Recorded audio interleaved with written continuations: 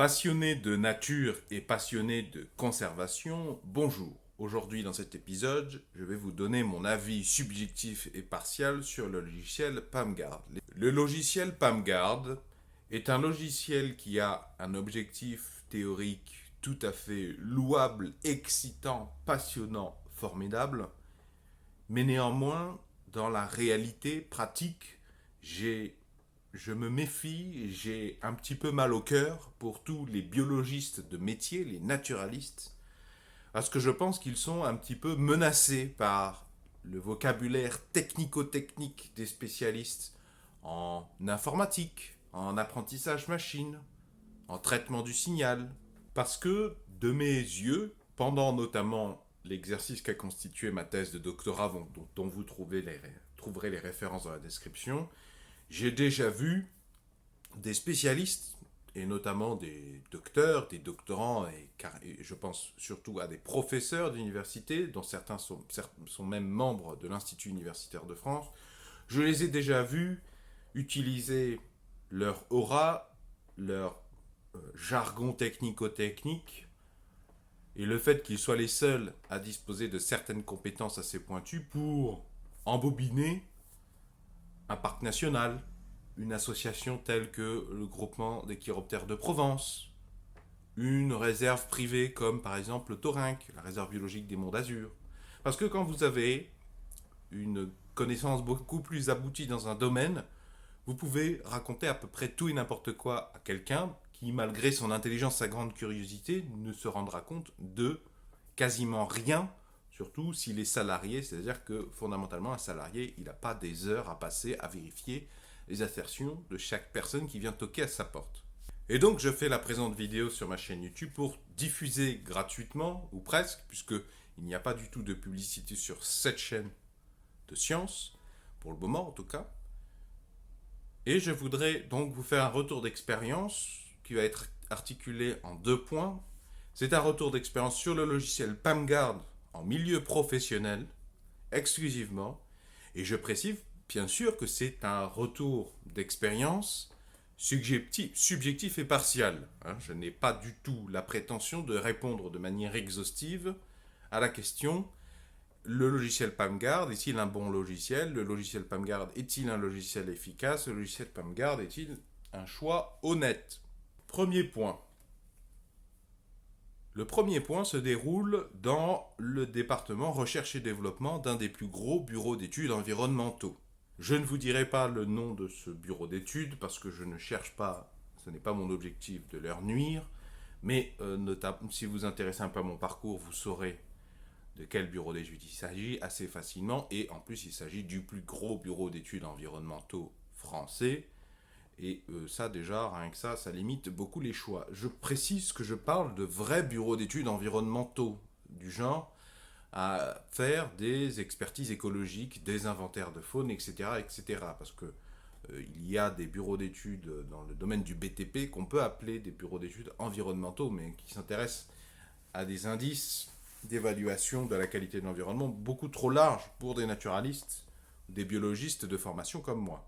Ce bureau d'études disposait déjà d'un logiciel qui permet de faire de la reconnaissance automatique de sons de chauve-souris. Et moi, travaillant chez eux, je m'occupais de produire quelque chose d'utile et de performant sur les oiseaux, les arthropodes, les amphibiens, quelques mammifères plutôt terrestres. Ce bureau d'études souhaita alors un petit peu se positionner et permettre à ses clients de lui passer des commandes de chantiers de détection, d'analyse de sons sous-marins et de répondre aux questions les plus centrales, les plus récurrentes dans ces enregistrements sonores qui peuvent qui peuvent s'étaler sur des semaines, des mois, des années.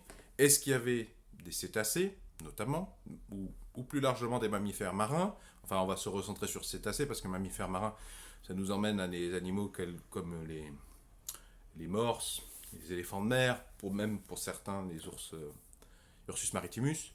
Est-ce qu'il y a des sifflements de dauphins? Est-ce qu'il y a des clics de dauphins? Est-ce qu'il y a des sifflements de beluga, de globicéphale noir, pseudo-orque, enfin tout ce que vous voulez? Et je vous mets en garde parce que ce bureau d'études, pour mener ce projet à bien, Ils ont jeté leur dévolu sur un chef de projet, dont je ne dirai pas l'identité pour le respecter. Je n'ai rien contre cette personne, a priori, en particulier. J'estime que c'est un honnête travailleur, mais c'est quelqu'un qui a fait sa thèse en ichthyologie et qui n'avait jamais fait de traitement acoustique, ni de détection acoustique, à ma connaissance en tout cas, et puis pour en avoir un petit peu discuté avec lui. Et donc, cette personne a été un peu piochée, je vais pas dire au hasard, et puis il faut reconnaître que je parle d'un bureau d'études dont la taille du personnel se compte en centaines de personnes. Et donc, les conditions, les contraintes, quand on veut mettre quelqu'un sur un projet, sont compliquées. Hein. Je parle d'un bureau d'études qui utilise des logiciels pour calculer la productivité, un petit peu la répartition du temps de travail de chacun de ses salariés, ce qui est lourd. Hein. Ça veut dire qu'à intervalles réguliers, tous les salariés doivent rentrer un petit peu ce qu'ils ont fait dans la semaine pour ensuite calculer des rendements. Et bon. Et donc, dans ce contexte, trouver quelqu'un de disponible, déjà, pour le mettre sur un nouveau projet, c'est pas facile. En plus, dans ce milieu-là, mais même dans le milieu de la recherche, ce sont des projets dont les rapports doivent être rendus pour hier.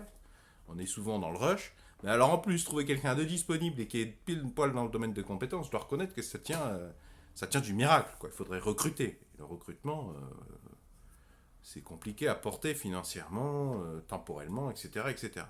Et donc, ce bureau d'études, au travers de cette personne, a fabriqué un détecteur avec le logiciel PAMGuard et a été amené à travailler avec un partenaire qui, lui, était un bureau d'études, je crois que c'était une bureau d'études ou une boîte en acoustique pure. Et donc, cette compagnie dont je vous parle, là, le bureau d'études dont je vous parle, que je vais appeler A, hein, le gros bureau d'études A, dans lequel j'ai été au travers du service recherche et développement.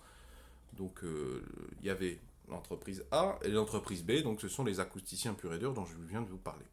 Et A et B ont été amenés à travailler ensemble, ils ont été payés pour analyser un stock de longs enregistrements qui avaient lieu dans l'océan Indien. Je n'en dirai pas plus, mais je pense qu'il y en a certains qui comprendront à quoi je fais référence. Et ces partenaires étaient amenés à travailler ensemble, sauf que vous aviez d'un côté l'entreprise A, avec un chef de projet à l'origine ichthyologue qui n'a jamais fait de traitement acoustique, et encore moins de détection automatique, qui se retrouve à traiter des données et à faire de l'analyse. C'est très challengeant, ce genre de détection automatique sur ce genre de pool de données, parce que là, on n'est pas sur des enregistrements de Xenocanto, on n'est pas sur des enregistrements de Oiseau.net, on n'est pas sur des enregistrements de la Cornell University, où généralement les SNR sont très très bons, et où les fichiers ont déjà été scindés, un petit peu étiquetés. Les sons sont très jolis. Là, on est sur de l'enregistrement réel, donc souvent dégueulasse. C'est là qu'est le challenge de détection.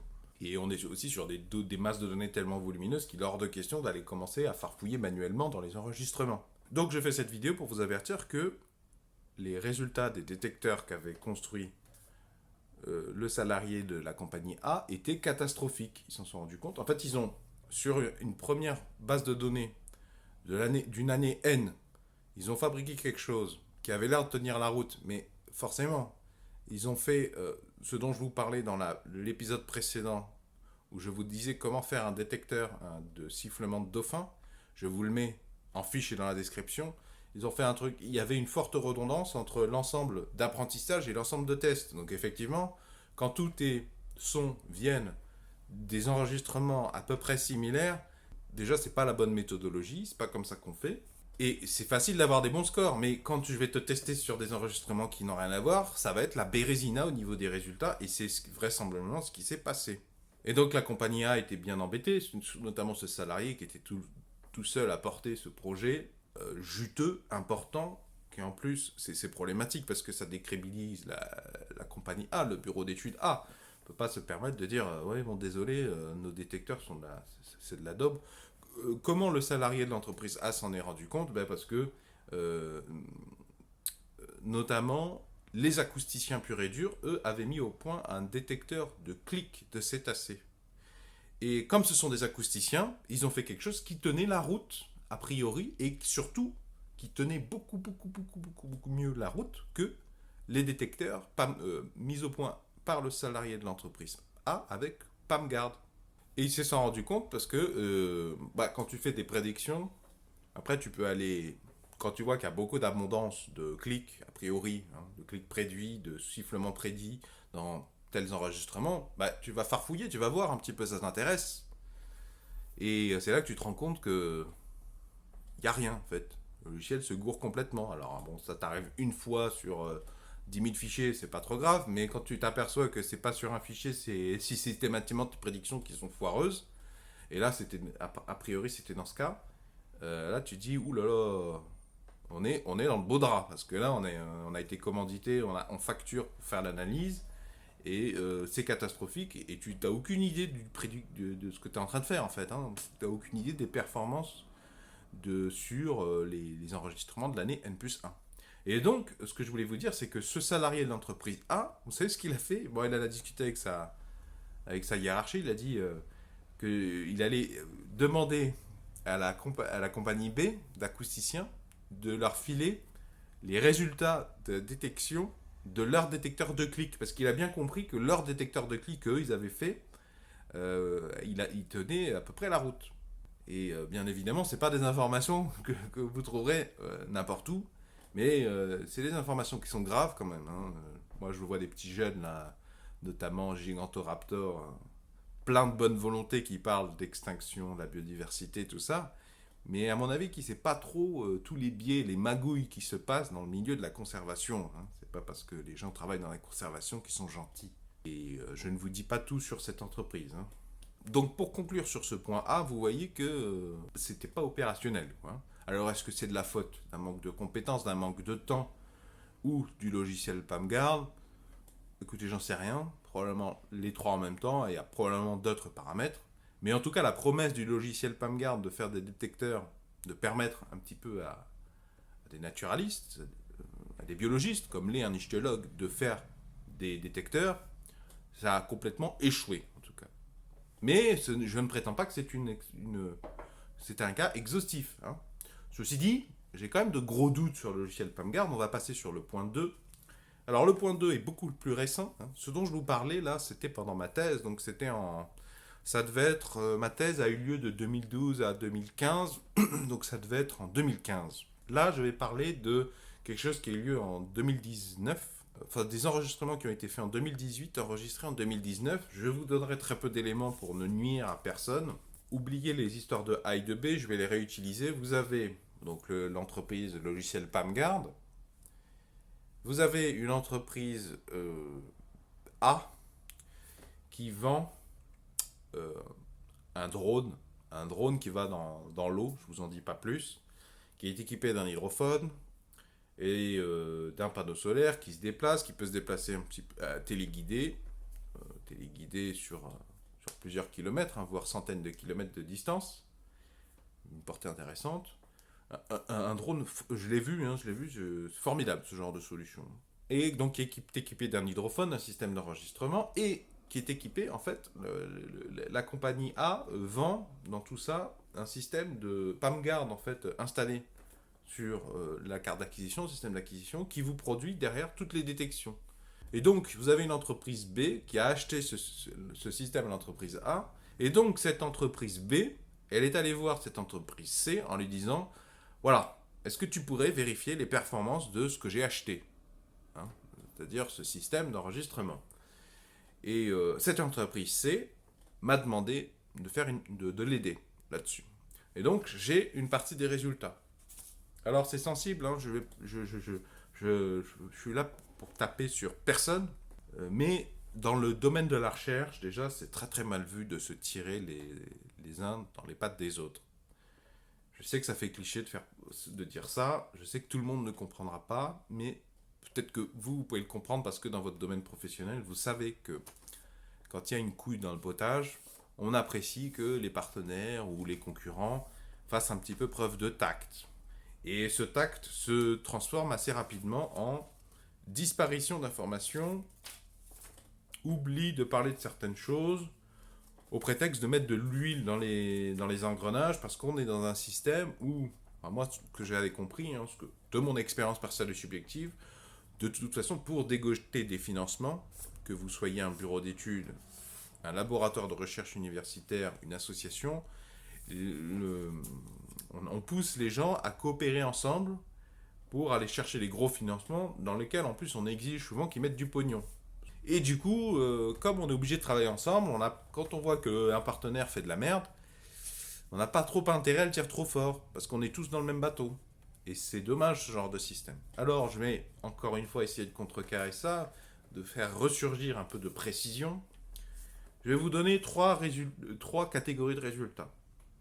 Les performances de PAMGuard sur la question détection de clics de cétacés. Donc c'est assez large, parce que ça pourrait être des clics de dauphins, ça pourrait être des clics de globicéphales, ça pourrait être des clics d'orques. Je ne vais pas vous faire la liste de toutes les espèces de cétacés qui cliquent.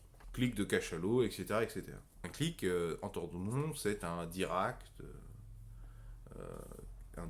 Donc répartition à peu près homogène d'une quantité d'énergie dans toutes les gammes de fréquences sur un intervalle de temps très court. Ça fait grosso modo. Deuxième catégorie, les sifflements. Donc là, sifflement, c'est au sens large.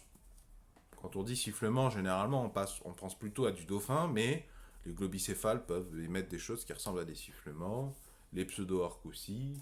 Alors, il y a plusieurs espèces de cétacés qui peuvent émettre quelque chose qui ressemble à du sifflement. Donc, ce sont des motifs avec des courbes plus ou moins congruents, cohérents dans l'espace temps-fréquence. Je pense notamment à une analyse graphique dans le spectrogramme temps-fréquence.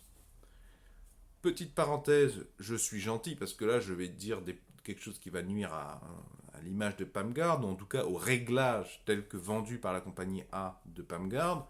Sachez qu'il était embarqué aussi un détecteur de mugissement de baleines qui a détecté des milliers de choses positivement, qui a dit qu'il y avait des mugissements de baleines. Or, il n'y en avait aucun en réalité, puisque justement pour calculer ces performances, je me suis servi d'un travail d'analyse manuel des enregistrements. Là, on parle de 4 jours d'enregistrement.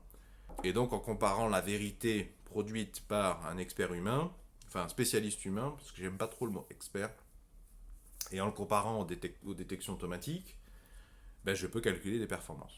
Et donc, la troisième performance, c'est sur la question présence-absence de cétacés. Donc là, c'est plus large, mais déjà c'est pas mal d'avoir quelque chose d'opérationnel sur cette question. Donc ce sera un détecteur qui détecte correctement les clics, les sifflements, les buzz, les bursts, etc. etc. Je ne rentre pas dans les détails des buzz et bursts, parce que de toute façon vous pouvez taper ça dans Google Scholar, vous trouverez tout ce qu'il faut.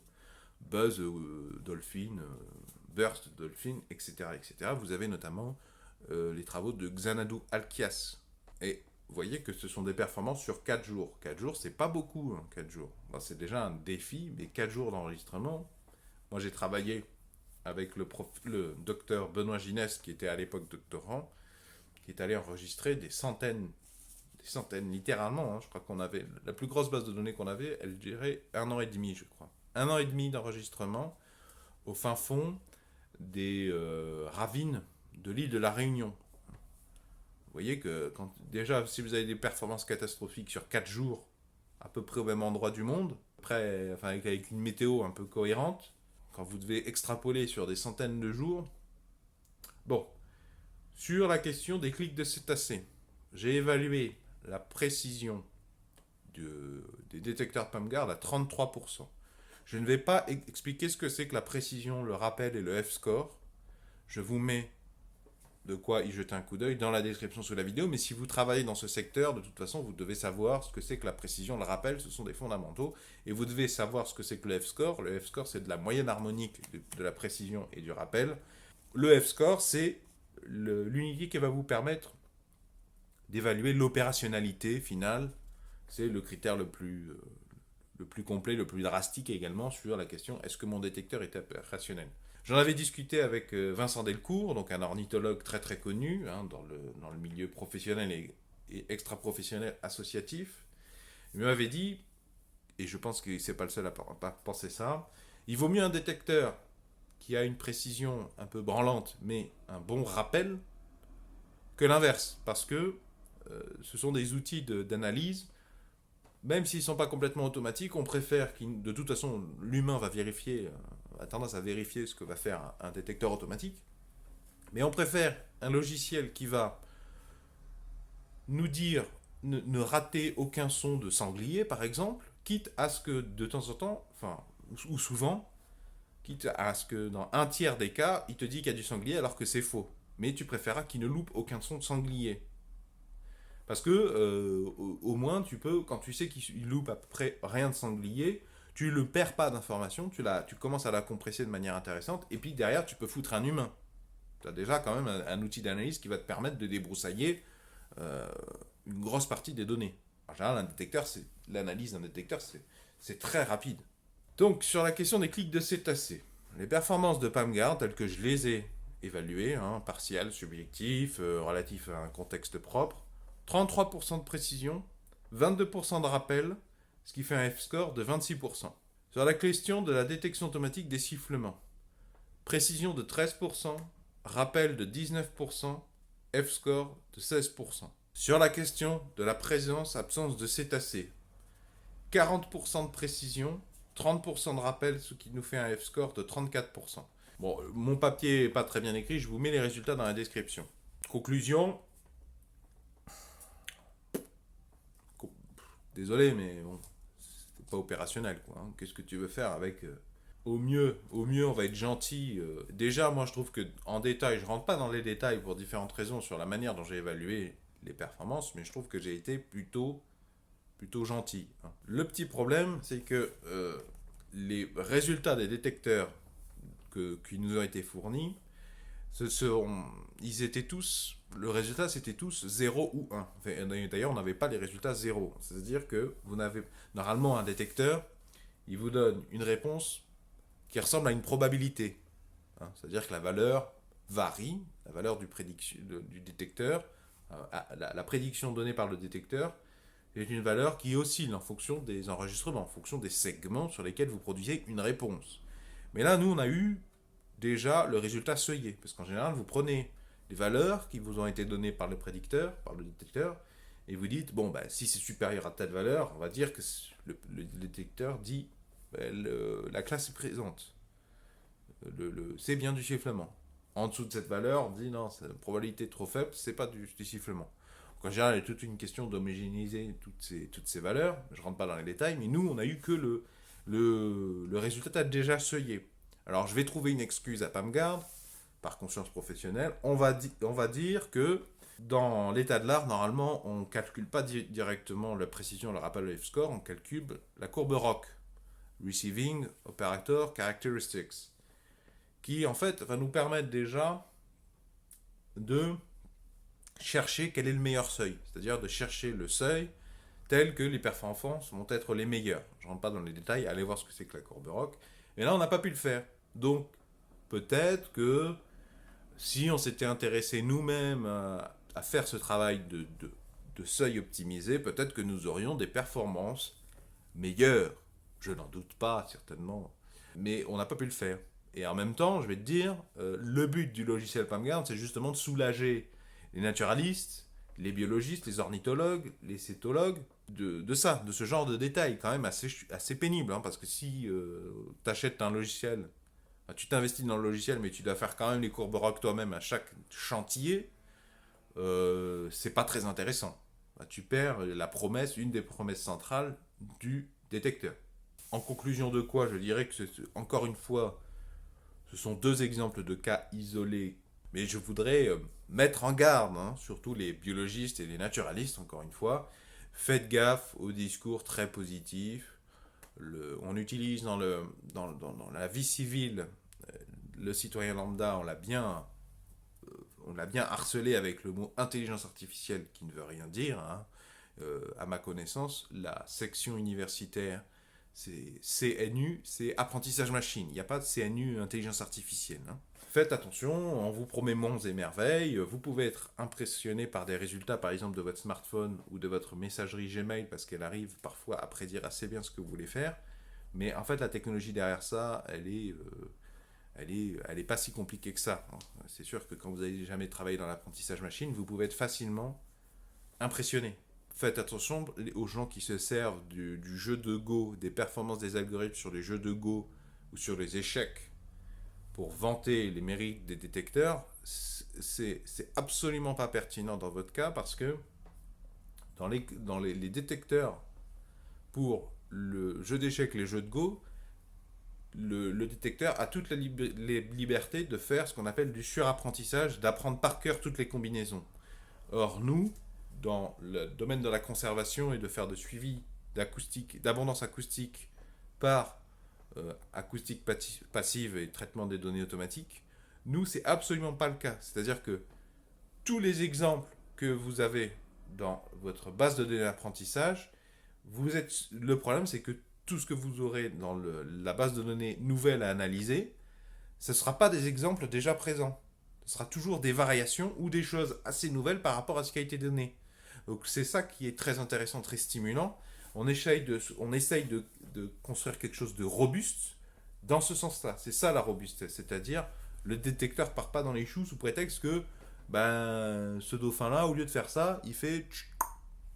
Ou parce que les enregistrements ont des SNR très très variés. Des fois vous avez de la saturation, des fois vous avez un super tanker qui passe à 200 km et qui fait un bruit d'enfer dans ce qui est capté par l'hydrophone. Des fois l'enregistrement est trop proche de la surface. Et là dans ce cas-là, c'est pas de la faute du PAMGuard. D'ailleurs dans ce cas-là, c'est vrai que l'hydrophone était très proche de la surface par rapport à ce qui se fait. Il était, je pense, à une dizaine de mètres de la surface, je pense. C'est très mauvais. Hein. En général, on descend au moins 30 mètres, au moins 50 mètres, si on peut à 70 mètres. Mais là, c'était pas adapté à ce drone, il est trop petit notamment. Il faudrait pas que votre hydrophone accroche quelque chose, hein, parce que là, vous perdez tout. Et puis, quand vous êtes proche de la surface, vous avez plein de parasites acoustiques qui viennent du milieu aérien. Vous avez plein de phénomènes de réfraction et de réfraction et de réflexion, pardon. En plus, si vous voulez écouter un peu loin et un peu propre, il faut descendre en profondeur, parce que vous savez que l'océan, c'est pas un milieu homogène, il y a des couches avec des propriétés physico-chimiques assez différentes, mine de rien. Plus on descend, plus c'est intéressant quand on veut faire de l'acoustique passive. Méfiez-vous donc des performances qui sont annoncées, notamment vérifiez. Il faudrait que vous puissiez vérifier comment a été produit les résultats, les performances, parce que quand vous apprenez sur un ensemble de données et que vous demandez au modèle appris de faire des prédictions sur ce même modèle, évidemment, il va y avoir des bonnes performances. Hein. Mais ça ne veut rien dire, en fait. C'est pas comme ça du tout qu'on teste la robustesse. Comment on teste la robustesse, j'ai déjà expliqué dans cet épisode précédent, dont j'ai déjà un peu parlé plus tôt dans la vidéo, que je vous mets dans la description. J'espère que cette vidéo vous sera utile. Pour moi, la conservation, c'est quelque chose de sacré. La nature, c'est quelque chose de... L'étude de la nature, c'est quelque chose de sacré. Et ça m'horripile de voir d'autres branches, comme le traitement acoustique automatisé, l'apprentissage machine, certains chercheurs peu scrupuleux qui vont souligner l'utilité de leurs outils pour l'étude de la biodiversité et de la conservation, mais qui savent en fait dans le fond que en 3 ans, même en 3 ans, ils ne pourraient aboutir à des outils opérationnels réels. Vous pouvez me poser toutes vos questions dans la description sous la vidéo ou par mail. Hein, j'ai un mail professionnel spécialement dédié à ce point. Si vous avez apprécié ce genre de contenu, je vous invite à vous abonner à cette chaîne YouTube et à laisser un pouce bleu. Et si vous voulez me soutenir financièrement, vous trouverez mon lien Utip dans la description. Merci particulièrement à ceux qui me soutiennent comme ça, qui s'engagent ainsi.